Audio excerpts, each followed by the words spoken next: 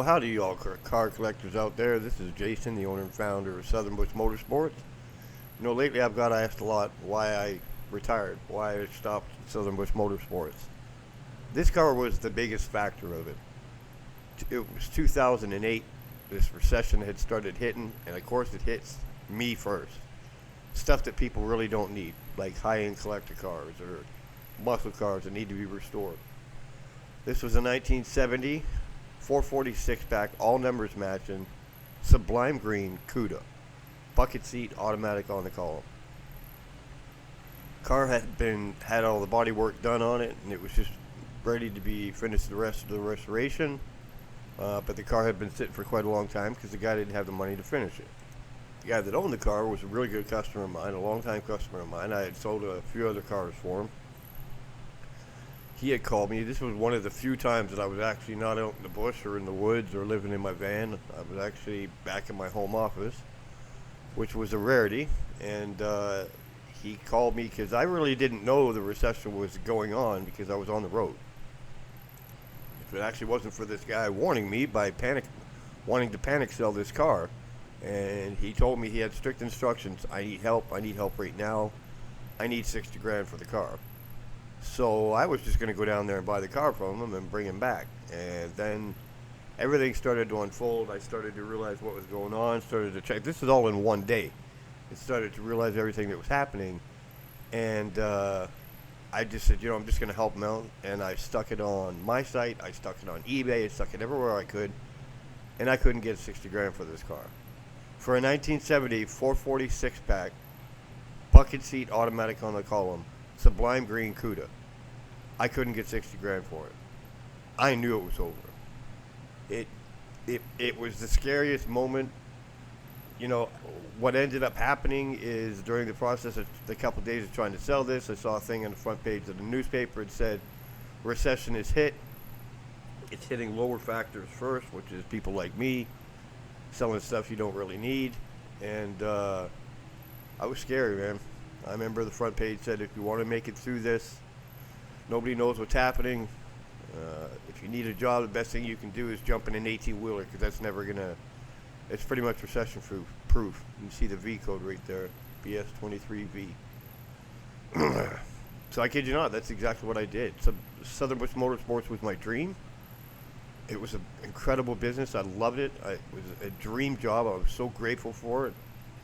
But I had kids. I had a house. I had a family to take care of. I had employees that needed to be paid. So I went down to the trucking school the next day and I said I needed a commercial driver's license. They told me 2 months. And I said, no, I ain't got that kind of time. I'll be out in a month. And I was. To a month of the day. The day I graduated, when I got home from getting my license, I had offers from all kinds of trucking companies because I was Canadian, living in the U.S. So I was very valuable because I could go across the border. And that was it. That's what I did. And right before I left, another customer had called me, and he was in the same situation. But at that point, 2-3 day period from originally hearing about it, I couldn't handle it anymore. Sorry, I'm showing these pictures over again so I can get the whole story out. So after this Cuda, you're going to see a 68 Cornet RT. And that car all day long was worth 70, 80 grand. I couldn't get 30 for it. And I told the girls who work for me, you're going to need to find another job. And I told the office, everybody needs to buckle down. This looks like it's going to get rough. And I shut down Southern Bush Motorsports. So it's not a sob story, but I lost my shirt. And, I get comments. I get a chance to read some of the comments. I must be rich. Was I? I was very, very well off. But the recession hit, and all the cars I had money in, I couldn't get nothing for them. I barely got out with my shirt on. And when it was all said and done, I just decided to move back to Toronto, Canada, where I'm originally from, and that's it. That's where I am now. And it was so many years later that I just decided that I had written a book called Tales from the Bush, and it was all these stories. And it wasn't until one of the girls that works in my penthouse here that said, you should do a YouTube channel instead of the book. And that's why I'm here. Oh yeah, I see it was automatic on the floor.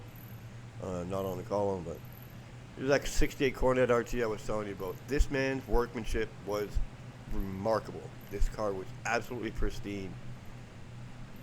I can't say it was concourse because under the hood wasn't done correctly as per factory, but this car should have been labeled concourse. Everything about this car was absolutely pristine. His workmanship was just mind-boggling. How attention to detail he paid to things, and just an older fella doing one car at a time and just finishing it and selling it. And you had heard through the grapevine the last time I was up there. You guys might remember the Tales from the Bush Illinois run, or Run Up North, something like that. And this was one of the fellas that I met up there. But I really liked this guy, and he was really, really talented in the work that he did. And I wanted to try to help him out. It was kind of my last customer that I could help. And I mean, this guy should have been able to get 65 to 80K for this car. I couldn't even get the guy 30 grand.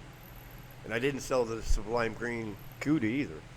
And no, it's long gone. And you know, I didn't do all this and spend all these years in the bush to do these videos and just tell everybody where the cars are. Not at this point.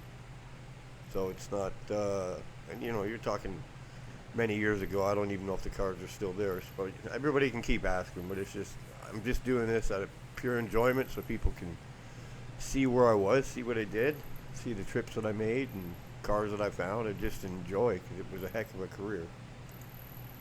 It was a shame because I kept track of all the cars, where they were, how many I found. And to give you an idea of muscle cars, not four-door cars or parts cars or anything like that, actual muscle cars that needed to be restored or were restored, however I dealt with them, I found 26,810 cars in my career. And that's a lot of cars. I thought in the Tales from the Bush is just a very small part, because a lot of the stuff I don't have pictures of, or they wouldn't let me take pictures in the building. Sometimes I could use a butt camera, but sometimes I just knew that it wasn't worth the trouble. But I mean, look at the interior of that car. Absolutely stunning. It did everything back to factory. It was such a shame. Just looking at this car, I knew this was the time that I actually found out it was all over for Southern Bush Motorsports, and that's why I retired. It really stinks, because I had a blast. I mean, you wouldn't think you'd enjoy breaking down on the side of the road and having flat tires and trailer tire blowouts and all that stuff, but I really do miss it now that I'm older. And would I do it all over again? Heck yeah, I'd do that all over again. That was a crazy ride. It'll take me a long time to get through all these Tales from the Bush, but when I'm done that, I want to start video lessons for the newcomers to the hobby, and to the older fellas that maybe don't know, and you know, the younger people, future generations that'll stay on YouTube. I'm going to start doing teaching videos on, you know, so it was a 440 car. Teaching videos on collector cars, how to find them, how to fix them, what to do to verify them, and it's going to be great. So it'll be a long channel, and I'm really trying to stay away from monetization, where that's where YouTube pays you for the amount of views that you have, because they stick all these stupid commercials all over my videos that I don't want people to have to go through when they're enjoying my show or my videos.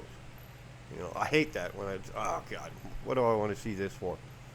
So I'm going to be doing different parts where, you know, I'll have a Patreon page where people can subscribe, and you know, in the Patreon page area, that's where I'll tell people different levels of subscription will get you videos before they come out. Will a higher level of Patreon, you want to know where the cars are, I'll tell you what I can on what I remember where the cars are. So I don't know how all that's going to work. I just really want to stay away from monetization. One of my videos went 250,000 views in like a week, and they started contacting me right away, because the channel had only been open for a little while. I put a couple videos up here a year or so ago, but I didn't do anything with it because I was busy and didn't think I wanted to actually start it. And then within a 1 week period, I started it, and all hell broke loose. So there will be an opportunity for people to be on subscription based, and there'll be a lot of benefits to that. I really need your help. Unfortunately, Southern Bush took a lot out of me physically. I'm not able to do a heck of a lot. I used to get hurt a lot, and it was pretty rough. It wasn't all fun and games all the time. I can tell you that. A lot of physical work, and I got hurt a lot of stitches and broken bones. But it is what it is, and I want to be able to keep going. And I really enjoy doing these videos, telling everybody where I went, because a lot of people, businessmen and stuff like that, they didn't have the opportunities that I did, but to do all the traveling and climbing through trees and swamps and stuff to find these cars. But I want to keep going, and like I said, just keep your eyes open. Look at that beautiful engine. See, it's not correct. It's Mopar correct, but it's not correct. Well, I appreciate you coming by and checking another Tales from the Bush, and don't forget to like and subscribe. Come back again soon.